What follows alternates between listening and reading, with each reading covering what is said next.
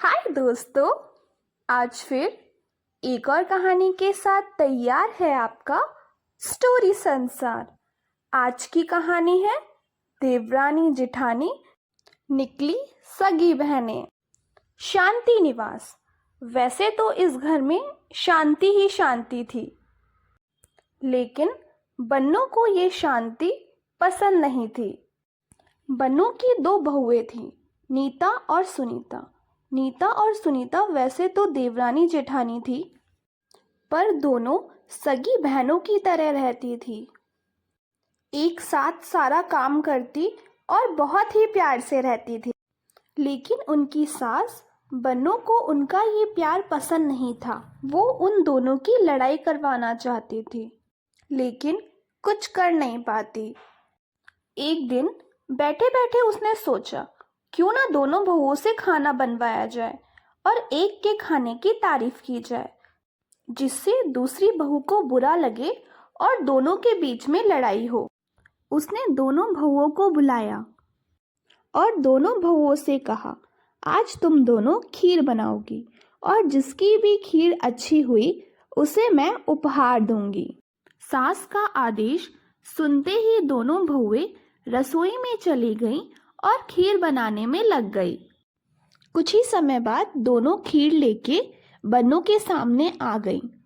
बन्नों ने बड़ी बहू सुनीता की खीर की तारीफ की और छोटी बहू को सुनाया, तुम्हें सुनीता से बहुत कुछ सीखने की जरूरत है, तुम्हारे खाने में जरा भी स्वाद नहीं है।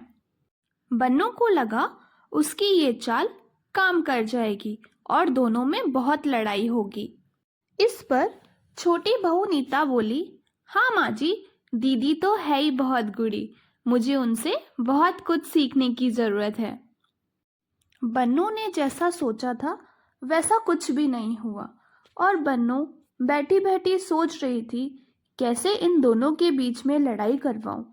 2 दिन बाद बन्नों का जन्मदिन था। दोनों बहुओं ने सुबह पहले सास के पांव छुए, साथ ही दोनों अपनी सास के लिए कुछ उपहार लेके आईं।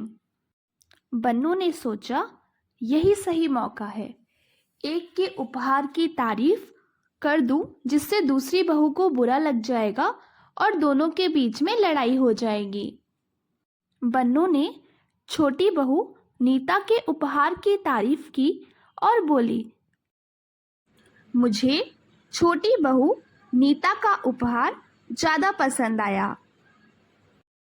इस पर बड़ी बहू सुनीता फट से बोली, हाँ माँ जी, नीता तो बहुत समझदार है।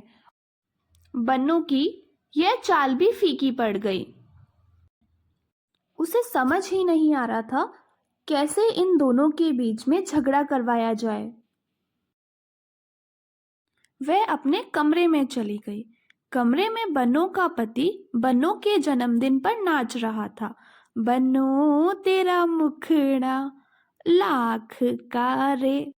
बन्नों को उस पर गुस्सा आ गया और वह जोर से बोली, एक तो वैसे ही मेरा मूड सही नहीं है और ऊपर से तुम। बन्नों के पति ने बन्नों को समझाया कि लड़ाई झगड़े में कुछ नहीं रखा है, तुम भी प्यार से रहो और बहुओं को भी प्यार से रहने दो। लेकिन बन्नों कहाँ अपनी हरकतों से बाज आने वाली थी। उसके दिमाग में एक और चाल आई।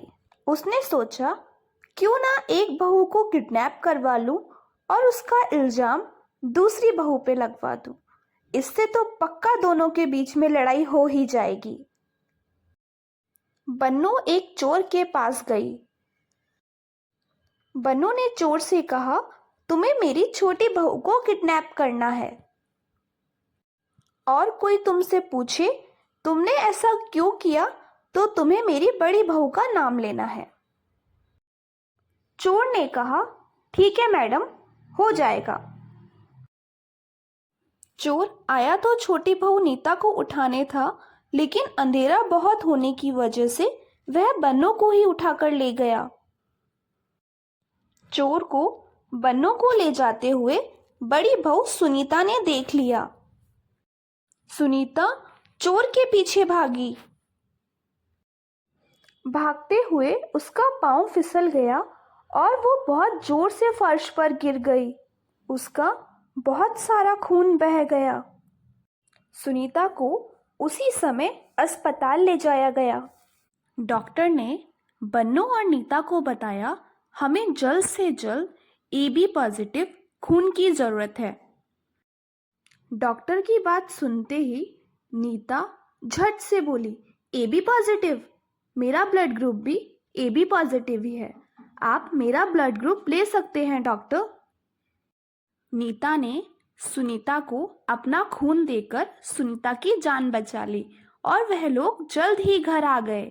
घर आकर सुनीता ने नीता से कहा, आज तुम्हारी वजह से मेरी जान बच पाई है।